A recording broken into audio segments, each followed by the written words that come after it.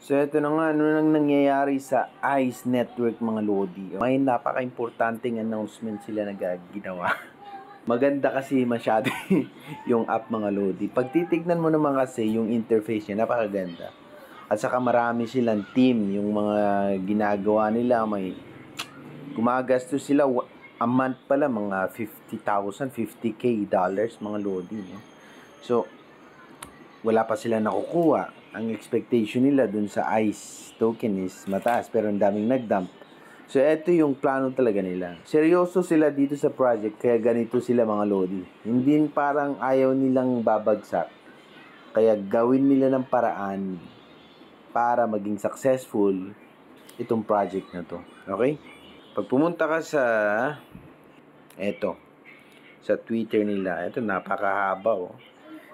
Pero ang pinaka-importante dito, paano natin makuha yung, kasi meron distribution, stop na yung mining, pero meron dapat tandaan, kung gusto mong makakuha dun sa last distribution nila, mag-end to, okay?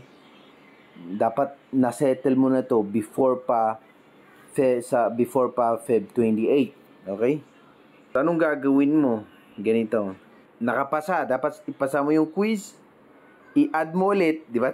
May mga nagtanggalan nagtanggal ako kasi gusto kong hindi ako matanggalan ng 30%. Pero mag-add ka ulit ng BNB Smart Chain para makareceive ka sa distribution.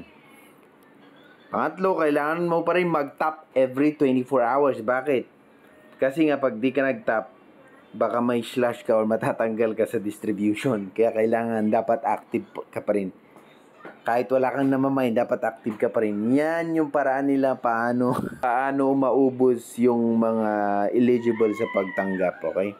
Yun lang, okay? Failure to complete these steps will result in the loss of our distribution of ICE coins. Decision na nila to, wala nang mining, pero next week, meron silang update. Ibang klase na airdrop to ang gagawin nila. Dito ata nila makikilala kung sino talaga yung totoong susuporta. Parang meron silang airdrop pero may mga task na gagawin. So, waiting tayo dyan sa kanilang update.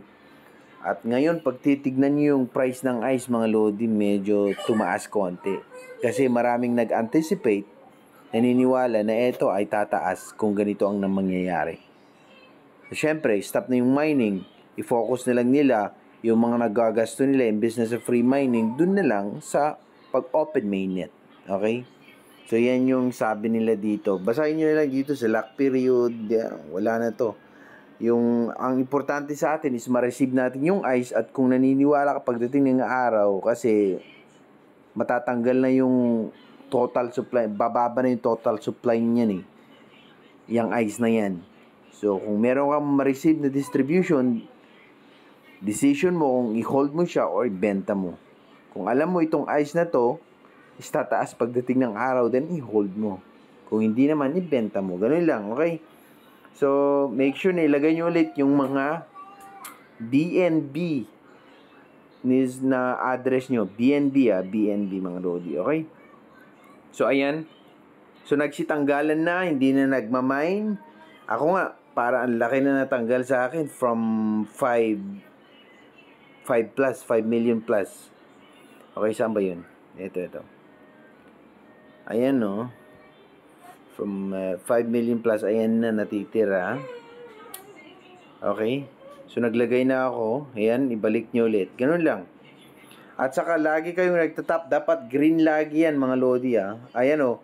Wala na, kaya natanggal yung... Hindi pa to yung exact amount na makukuha mo, mga Lodi. Magpapakita yan sa Feb 28. Okay, kasi syempre marami pang matatanggal dito. So, hindi pa to yung exact amount na makukuha ko, mga Lodi. Okay? So, ayan. Good luck sa ating lahat. So, sa mga sumuporta sa ICE Network at sa susuporta pa. Okay, so waiting tayo sa kanilang update next week, mga Lodi. Pero eto muna yung isettle nyo. Kung hindi pa kayo nakapag-quiz na kayo, ilagay nyo yung BNB wallet nyo dito ulit. And then, make sure na mag-tap kayo everyday. Dapat naka-green lagi to. Okay? Hanggang sa Feb 28 para eligible kayo sa distribution nila, mga Lodi. Okay? So, yan lang, mga Lodi. natanggalan tayo lahat, pati yung mga ni-refer nyo, yung boosting, yung pre-stake, andun na lahat, tinanggalan nila, kaya bumaba lahat ng ICE coin na nasa app nyo.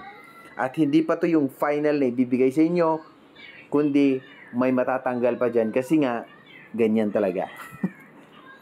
Siyempre, may mga iba pa na hindi pa papasa hanggang 28. May mga iba, makalimutan siguro mag-tap. Di ko alam kung ilang days ba bago ka matanggalan ng pagkakataong makuha ng ICE distribution.